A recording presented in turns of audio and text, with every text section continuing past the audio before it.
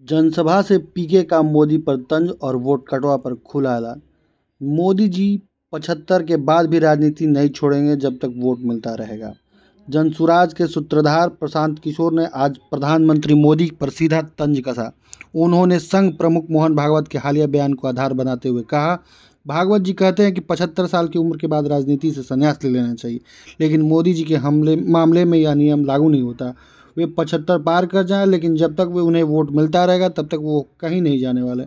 जब भाजपा की जिम्मेदारी है कि वह अपने विचारधारा के मुख्य स्तंभ की बात माने। यह बयान सीधे तौर पर भाजपा नेतृत्व के भीतर विचारधारा और व्यवहार के विरोधाभास पर सवाल खड़ा करता है। वोट कटवा वाले मामले पर उन्होंने जवाब दिया, बोला हाँ, हम वोट कटवा हैं, एनडीए और महागठबंधन दोनों का सफाया करेंगे। जनसभा के बाद मीडिया से बात करते हुए पीके ने कहा कि विपक्ष ने उन पर आरोप करारा जवाब दिया। उन्होंने जनसुराज को वोट कटवा बताया जा रहा।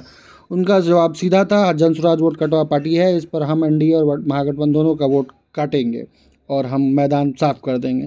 पहले राजद हमें भाजपा की बी टीम कहती थी, अब जदयू कह रही है हम कांग्रेस की टीम है, लेकिन सच ये है हम जनता की बी टीम है।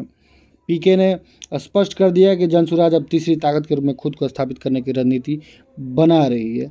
जनसुराज न सिर्फ भीड़ जुटा रही है बल्कि बहुत मजबूती से चुनाव लड़ रही है। सुनिए प्रशांत किशोर का बयान। एनडीए वाले आरोप लगा रहे हैं कि 20% आपको वोट काटने के लिए कांग्रेस फिक्स किया है। अब भैया जदयू का 20% वोट काटने के लिए 2 बरिस से तो अभी आप लोग कह रहे थे कि हमको राजद वाले कह रहे थे कि हमको भाजपा वालों ने फिक्स किया है, और राजद और भाजपा वाले कह रहे हैं कि अब हम कांग्रेस ने हमको फिक्स किया है। कुछ लोग हमको कहता है कि जनसुराज वोट कटवा पार्टी है।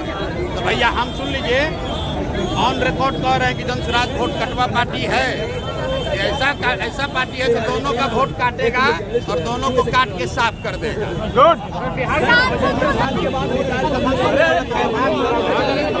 भागवत जी ने जो बयान दिया है आरएसएस की जिम्मेवारी है कि आरएसएस प्रमुख ने जो बात कही है उसको भाजपा माने और मानकर उसको लागू करे। मेरी जो अपनी समझ है, इस बयान का कोई मतलब नहीं है। इससे भाजपा, अगर आपका आशय ये है कि क्या मोदी जी रिटायर करने वाले हैं तो चिंता छोड़ दीजिए, मोदी जी कहीं नहीं जाने वाले हैं। मोदी जी यहीं पर अभी रहेंगे और जब तक जनता उनको वोट दे रही है तब तक वो रिटायर होने वाले नहीं हैं। बालू कारोबार का हत्या कर दिया गया बिहार में, क्या कहिए? बालू कारोबार को हत्या तो रोज हो रही है बिहार में।